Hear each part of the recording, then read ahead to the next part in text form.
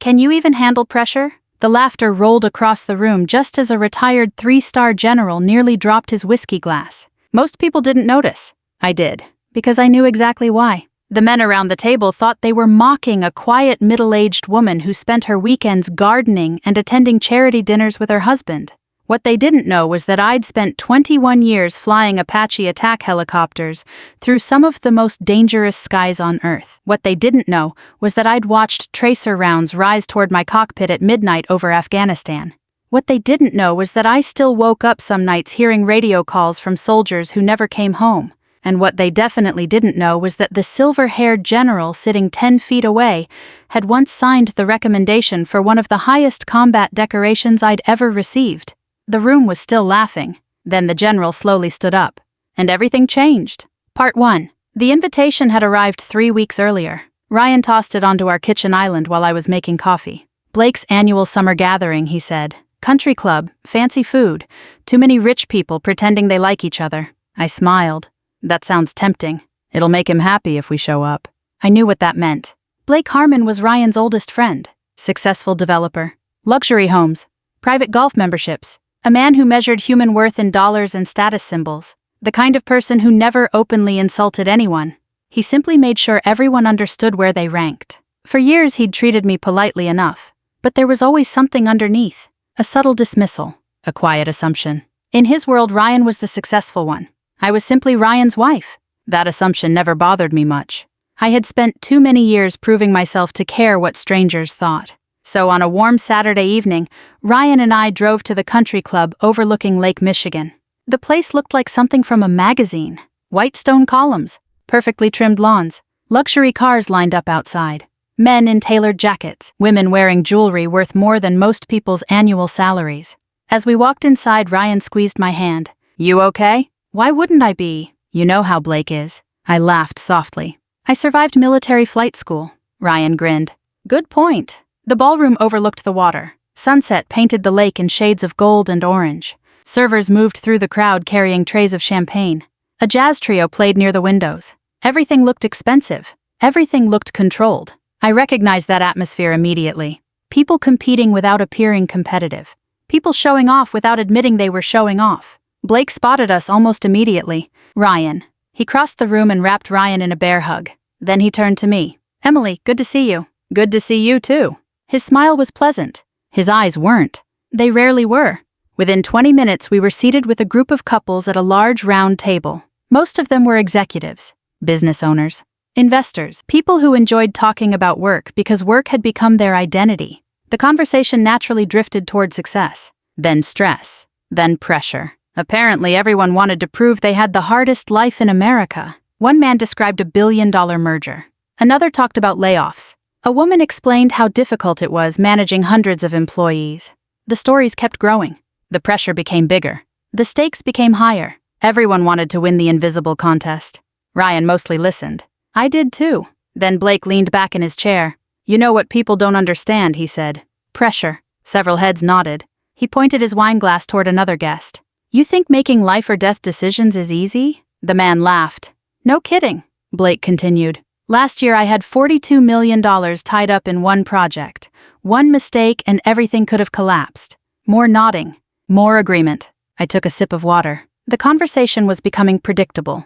Then Blake suddenly looked at me. His expression carried that familiar amusement. The kind reserved for someone he considered harmless. Emily. I looked up. Yeah, he smiled. Can you even handle pressure? The table erupted with laughter. Not cruel laughter. Not exactly. But dismissive laughter. The kind people use when they've already decided who you are. I heard Samantha chuckle. Oh, come on, Blake. What he said. It's a fair question. Several people smiled. One man said, I'm curious now. They expected me to laugh along. Most people would have. Most people would have deflected. But I felt strangely calm. Maybe because I'd heard variations of that question my entire adult life. Maybe because people often underestimate quiet women. Or maybe because I noticed someone sitting across the room.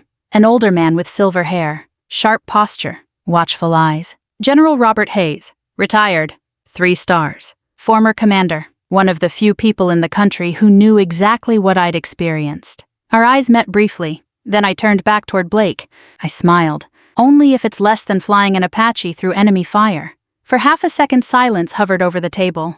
Then everyone laughed even harder. A few people nearly spilled their drinks. Samantha shook her head. Oh, that's a good one. Someone else grinned.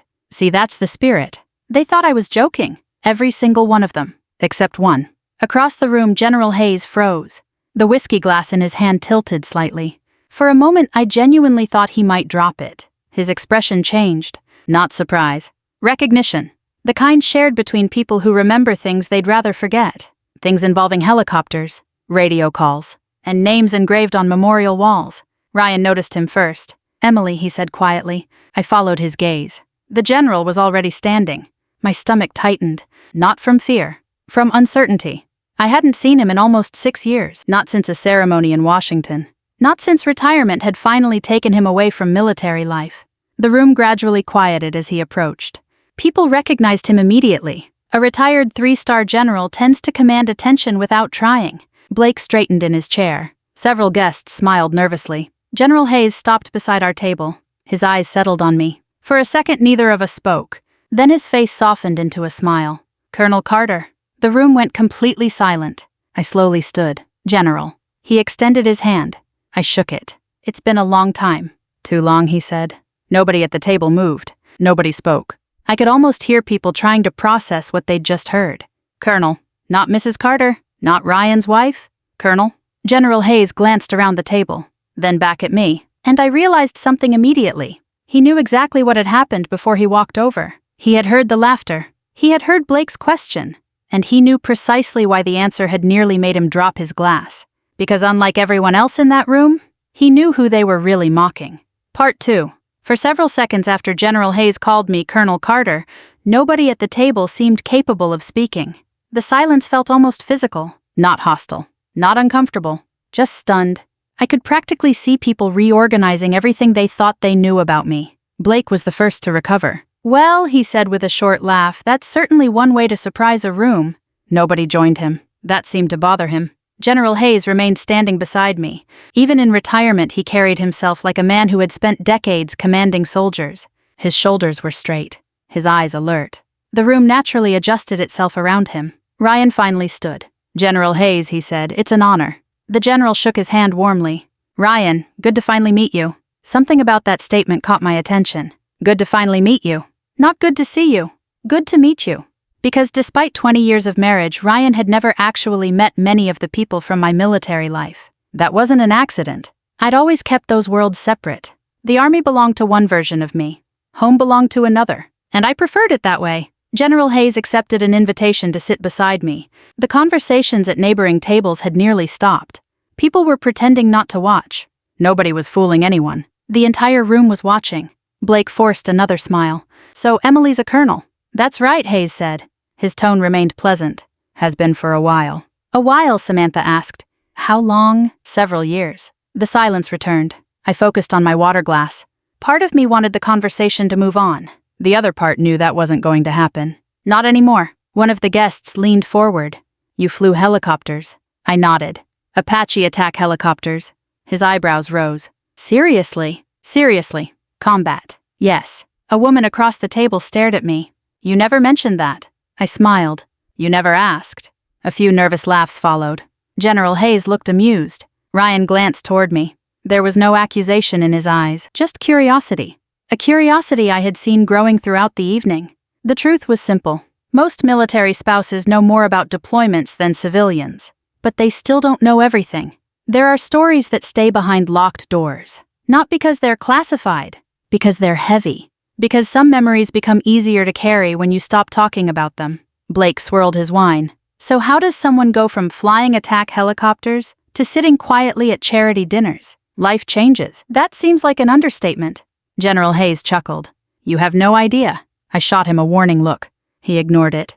The old man had always enjoyed making me uncomfortable, not maliciously. Like a proud grandfather who knew exactly how to embarrass you. Emily was one of the best officers I ever worked with, he said. I closed my eyes briefly. Here we go, General. I'm retired, let me brag. The table laughed. This time the laughter felt different. Warmer, more genuine, less judgmental. Hayes leaned back in his chair. I met her when she was still a young captain. Really, someone asked. Really? He smiled at the memory. Most people spent their first few years trying to prove they belonged. Emily spent her first few years proving everyone else wrong. I felt heat rise into my face. Ryan looked entertained. That sounds familiar. Of course it does, Hayes replied. She probably still does it. The guests laughed again. Then Blake asked the question everyone wanted answered. What kind of pressure are we actually talking about? The room quieted immediately. Hayes glanced at me. I gave a small shrug. It wasn't my favorite topic. But I wasn't going to run from it either. The general folded his hands. Imagine you're flying at night. Nobody interrupted. Imagine the mountains below are completely dark. His voice became softer, steadier. Imagine you have American soldiers pinned down on the ground. They're taking fire. Some are wounded. Several guests stopped drinking. Now imagine every decision you make in the next 10 minutes determines whether those soldiers see their families again. Nobody moved. Nobody smiled. The atmosphere had changed entirely. Hayes continued. That's pressure. The words landed heavily. Across the table, Samantha stared at her wine glass. The earlier amusement had disappeared. Ryan remained silent, listening, really listening, for perhaps the first time. One of the men cleared his throat. How often did that happen? I answered before Hayes could. More than I'd like. Nobody laughed this time. The conversation slowly shifted. Questions replaced assumptions. People wanted to know where I'd served, how long I'd flown, what deployment was like. Most of the questions were respectful. Some were awkward. A few were surprisingly thoughtful. As the evening continued, I noticed something strange. The room no longer saw me as decoration, or as Ryan's wife, or as an accessory to someone else's success. For the first time, they were seeing me directly. Not through their assumptions, not through stereotypes, me. And oddly enough, that made me uncomfortable. Because recognition can be harder than invisibility, especially when you've spent years avoiding attention. At one point, Ryan quietly leaned toward me. Why didn't you tell me about some of this? The question wasn't angry. It wasn't resentful. It was honest. I looked toward the lake beyond the windows. The last sunlight had disappeared. Dark water stretched into the distance. I didn't know how. His expression softened. You could have tried. I nodded slowly. Maybe he was right. Maybe I'd spent so many years protecting people from my experiences that I'd accidentally built walls instead. Walls become habits. And habits become distance. The realization stayed with me. Later, dessert arrived. Conversations resumed around the room. The atmosphere relaxed. But Blake seemed restless. Every compliment directed toward me appeared to irritate him. Not openly, subtly. The way a man reacts when reality refuses to match the story he created. Finally, he set down his fork. Look, he said. I'm not trying to be disrespectful. The statement guaranteed disrespect was coming. I just think military people sometimes exaggerate things. The table froze. Ryan immediately frowned. Blake. What? No, say it, I replied calmly. He looked surprised. I'm just saying that civilians deal with pressure too. Of course they do. That wasn't the impression I got. General Hayes slowly set down his coffee cup. The tiny sound echoed louder than it should have. Blake continued. My company employs hundreds of people. That's important, I said. I know it is. Families depend on me. Yes. And if I fail, people get hurt. I nodded. They do. He seemed frustrated by my agreement. Perhaps he wanted an argument. Instead, he found understanding. The truth was that pressure isn't a competition. Everyone carries something. Some burdens are visible. Others aren't. But General Hayes wasn't interested in philosophical discussions. He leaned forward slightly. His voice remained calm, almost gentle. Blake, yeah, the pressure you carry is real. Blake relaxed. Then Hayes finished. But the pressure Emily carried in 1 hour over Afghanistan was probably greater than what most people experience in an entire year. The room became silent once more. Not because anyone wanted to embarrass Blake, because everyone knew the general believed every word, and because suddenly nobody doubted him. I watched Blake's expression shift. For the first time all evening, uncertainty appeared. A crack in the confidence. A question forming behind his eyes. Who exactly is this woman? That question would haunt him long after the party ended. And before the night was over, he would start looking for answers. Part 3. The party ended just after 10. Ryan and I drove home in near silence. Not an uncomfortable silence. A thoughtful one. The kind that settles between two people when something important has shifted and neither person has figured out exactly what it means yet. The city lights reflected across the windshield as we headed north. Ryan kept both hands on the steering wheel. Twice he looked like he wanted to say something. Twice he changed his mind. Finally, about 20 minutes into the drive, he spoke. Colonel, I laughed. Don't start. I married you 20 years ago. You did. And somehow I spent tonight discovering things about you that feel like they belong in a movie. Most of it isn't that exciting. That is objectively false. I smiled despite myself. For a few moments neither of us spoke again. Then Ryan said something unexpected. You know what bothered me most? I turned toward him. What? That everyone else seemed to know pieces of your story that I didn't. The words weren't accusatory. That made them harder to hear. I looked out the passenger window. Streetlights drifted by. You know the important parts. Do I? The question stayed with me long after we reached home. Because I wasn't sure anymore. For years I'd convinced myself that protecting Ryan from certain memories was an act of love. Maybe sometimes it had been. Maybe sometimes it had simply been easier. The next morning I woke before sunrise. Old habits, military habits. The kind that never fully disappear. I brewed coffee and sat on our back porch. The neighborhood was quiet. Birds moved through the trees. For the first time in weeks I felt peaceful. That peace lasted exactly 3 hours. At 10 in the morning my phone rang. General Hayes. I answered. Morning, General. You survived. Barely. He laughed. Blake looked like somebody told him Santa Claus wasn't real. I nearly spit out my coffee. That bad? Worse. The old general sounded amused. Then his tone shifted. He's digging. I sighed. Of course he was. What kind of digging? The kind wealthy men do when they don't like being surprised. That didn't concern me much. Most of my military career wasn't secret. Some details remained classified. Most didn't. Anyone willing to spend enough time searching could find pieces of it. Award citations, promotion announcements, official photographs, public records. The Army had documented enough of my life already. Let him look, I said. I figured you'd say that. After we hung up, I thought the matter would disappear. It didn't. Over the following week, Blake became obsessed. I learned that later. At the time, I only noticed small things. Questions from mutual friends, odd messages, people reaching out unexpectedly. One afternoon, Samantha called. That alone was unusual. We had never been close. Friendly, not close. After several minutes of awkward conversation, she finally admitted the reason for the call. Blake's been researching you. I laughed. Researching me. That's putting it nicely. Apparently, Blake had spent days searching military databases, news archives, Pentagon releases, and public records. He wanted proof. Proof that Hayes had exaggerated. Proof that the stories were inflated. Proof that reality matched his assumptions. Instead, he kept finding the opposite. Every search opened another door. Every door revealed something he hadn't expected. An award citation, a deployment record, a leadership position, a commendation, a photograph, a newspaper article. The more he looked, the worse it became, because none of it fit the image he'd created, the image of Ryan's quiet wife. A week later, Ryan and I attended another charity event. Smaller, less formal. Halfway through the evening, Blake approached me. For once, he looked uncertain. That alone felt remarkable. Can I ask you something? Sure. Did you really command an Apache unit? Yes. How many aircraft? Depends on the deployment. His eyes narrowed. You actually led missions? Yes. The answer seemed to frustrate him, as though he wanted complexity, some hidden catch, a technicality.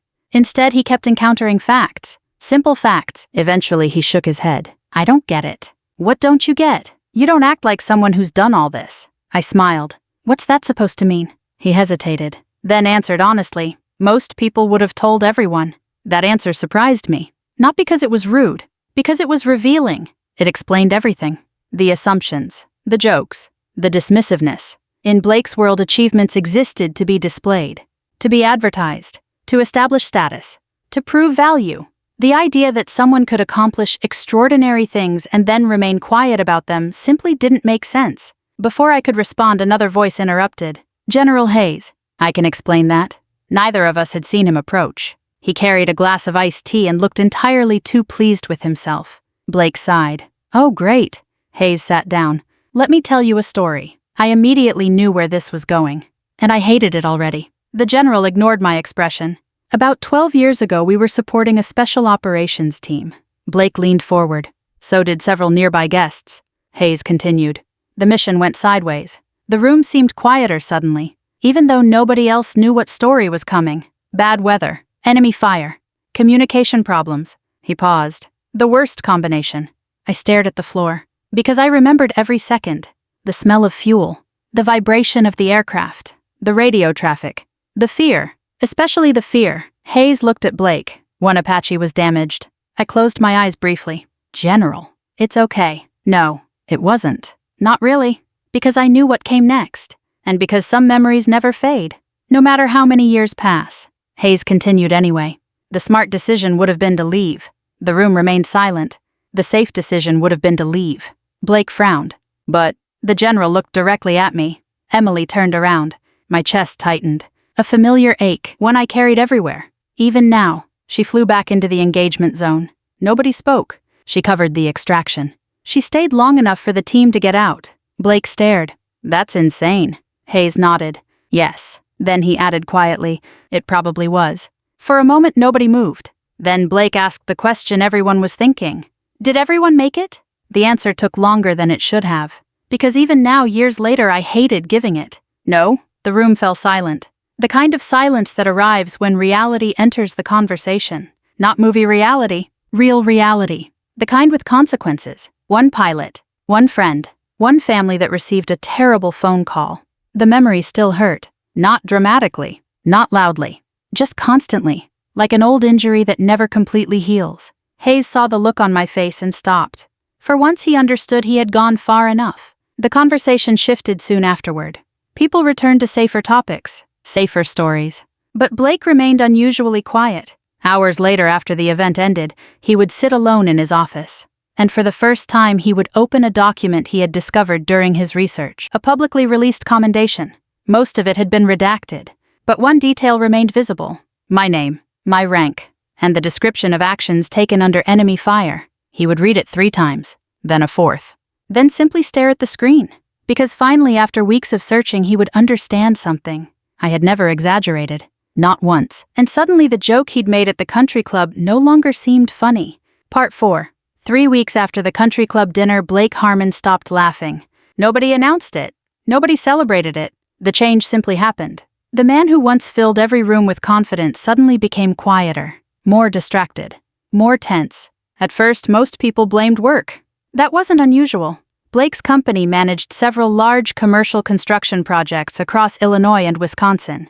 Delays happened. Budget overruns happened. Investors complained.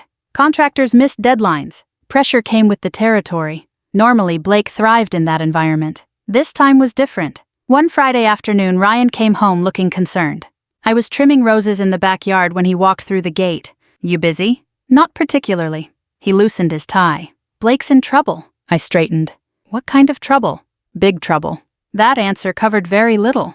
Ryan sat down on a patio chair. For a moment he looked far older than 46. His waterfront development is falling apart. I knew the project. Everyone in Chicago business circles knew it. Luxury condominiums, restaurants, retail space, hundreds of millions invested, years of planning.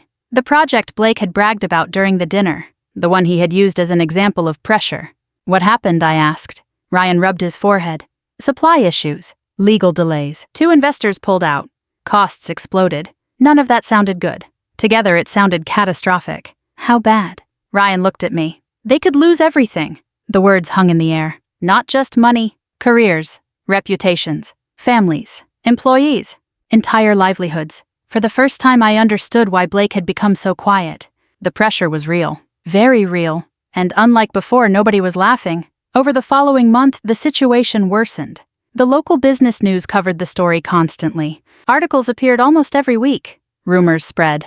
Investors became nervous. Employees became anxious. Competitors circled like sharks. I knew the feeling, not the business side. The weight, the responsibility. The knowledge that hundreds of people depended on decisions only you could make. That burden feels remarkably similar whether you're sitting in a boardroom or inside a combat aircraft. One evening, Ryan came into the kitchen while I was making dinner. He wants to talk to you. I looked up. Who? Blake. That surprised me enough to stop chopping vegetables. About what? Ryan laughed. He didn't say. That means he absolutely said. Ryan grinned. Okay. He asked how someone stays calm when everything is falling apart. I stared at him. Seriously, seriously. For several seconds, neither of us spoke. Then I shook my head. That's unexpected. You have no idea. A few days later, Blake called personally. His voice sounded different. Less polished. Less certain. More human. We agreed to meet at a small coffee shop near the lake, the kind of place nobody from his social circle would normally choose.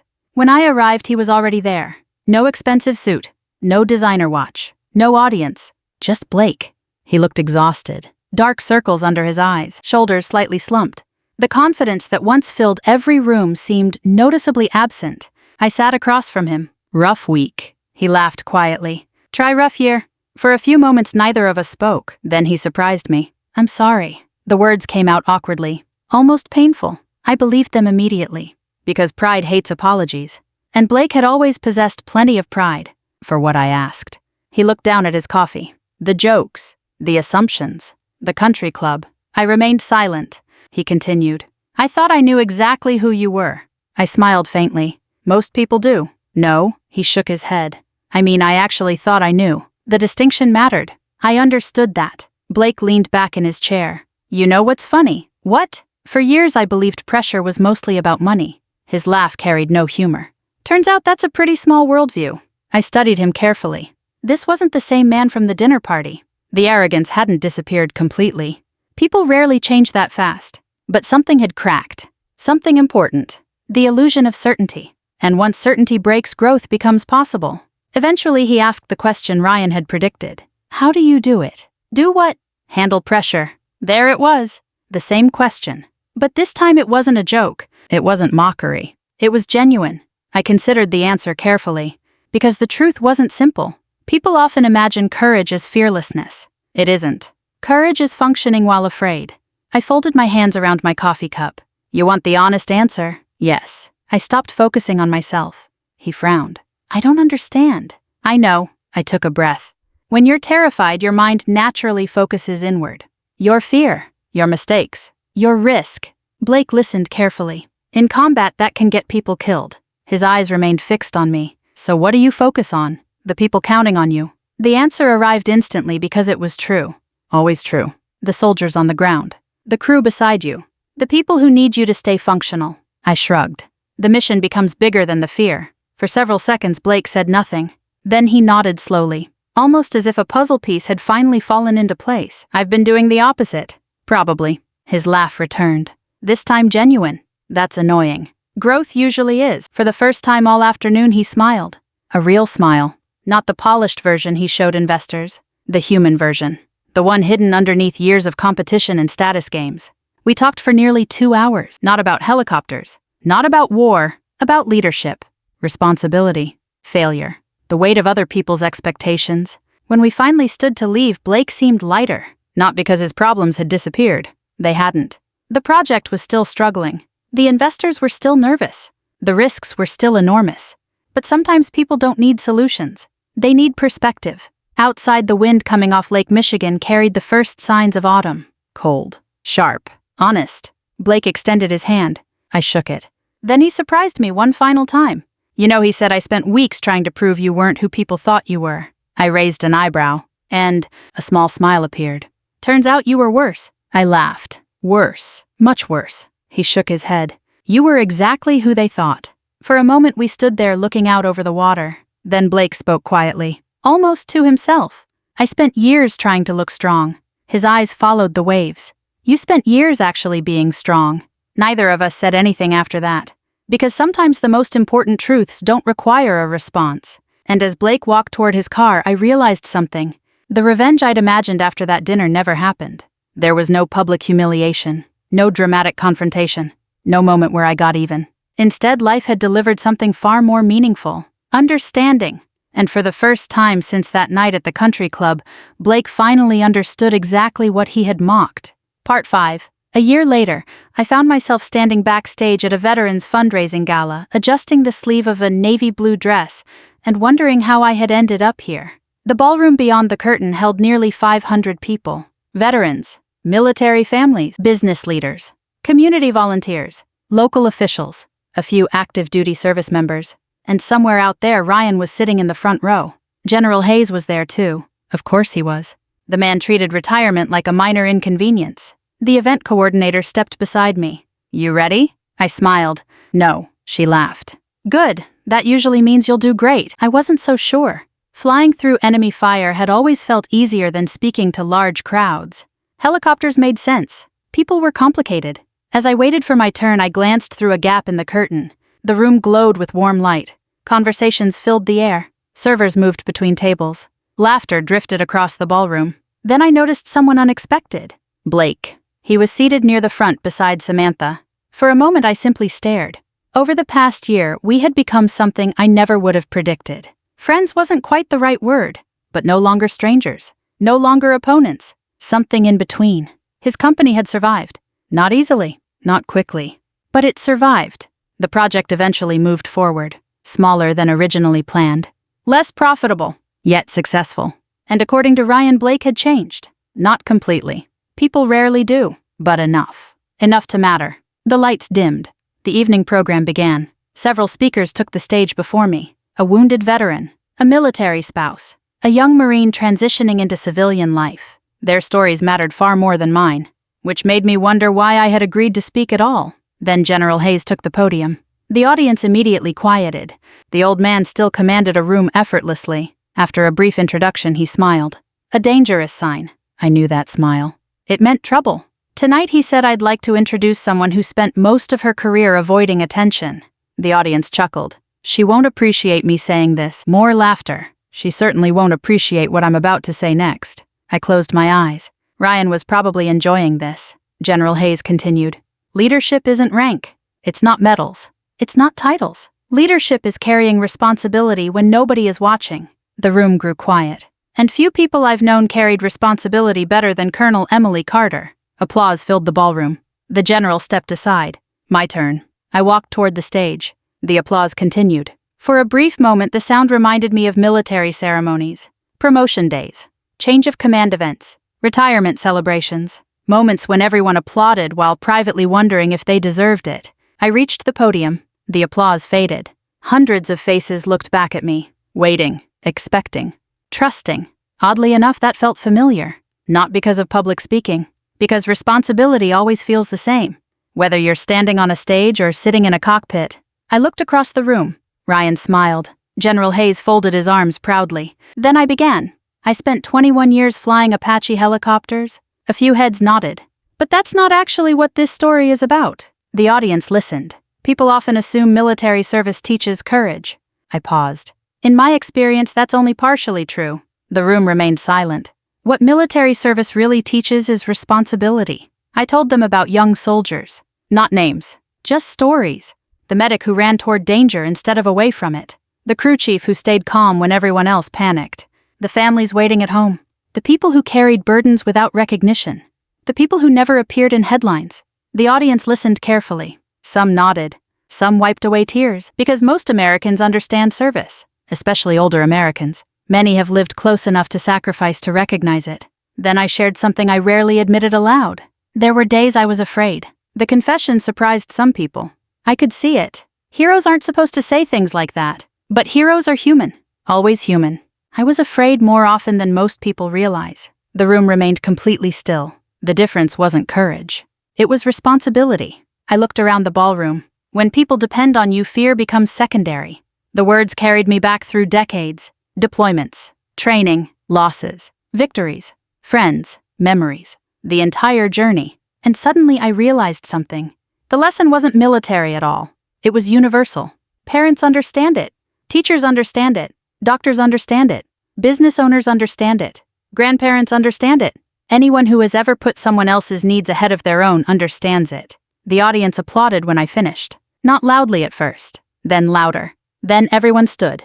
A standing ovation. I stood there awkwardly wishing for an Apache cockpit. Some things never change. Afterward, guests mingled throughout the ballroom. Conversations filled every corner. People shared stories, memories, experiences. The event had become less about speeches and more about connection. Exactly as it should. I was speaking with several veterans when Blake suddenly approached the microphone near the stage. The room gradually quieted. Nobody had expected another speaker. Least of all me. Blake cleared his throat. For once he looked nervous. I wasn't planning to say anything tonight. A few people smiled. He glanced toward me, then back to the audience. A year ago I asked Emily Carter a question. The room listened. I asked her if she could handle pressure. Laughter spread through the ballroom. People sensed where this was going. Blake smiled. At the time I thought I understood pressure.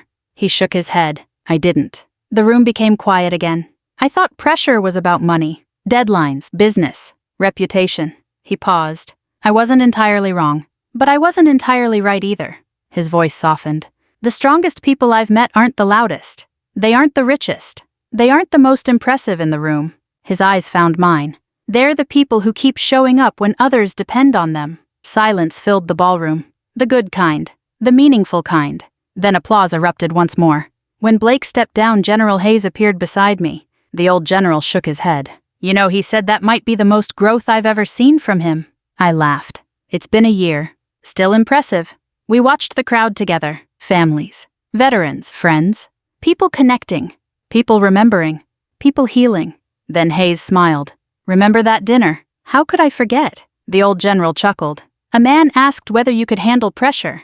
I nodded. He did. Hayes looked across the ballroom. Then his expression softened. The funny thing is, I already knew what he was about to say, but I let him say it anyway. They never knew who they were mocking. For a moment neither of us spoke. Then I looked toward Ryan. My husband smiled and raised his glass. 20 years together. And somehow we understood each other better now than we had a year ago. Not because anything magical happened. Because truth finally had room to breathe. And standing there surrounded by people who had learned, grown, forgiven, and changed, I realized something important. The best revenge isn't humiliation. It isn't proving someone wrong. It isn't making them suffer. The best revenge is becoming impossible to misunderstand. It's living your life with such integrity that eventually the truth speaks for itself. And when it does, even the people who once doubted you are forced to see who you really are. If this story touched your heart, I'd love to hear your thoughts. Have you ever been underestimated by someone who never took the time to know the real you? Leave a comment below and share your story. And wherever you're watching from tonight, let us know. We read every comment and love hearing from this incredible community. If you enjoy stories about resilience, dignity, family, and second chances, don't forget to subscribe so you never miss another journey like this one. Until next time, take care of yourselves and of the people who depend on you.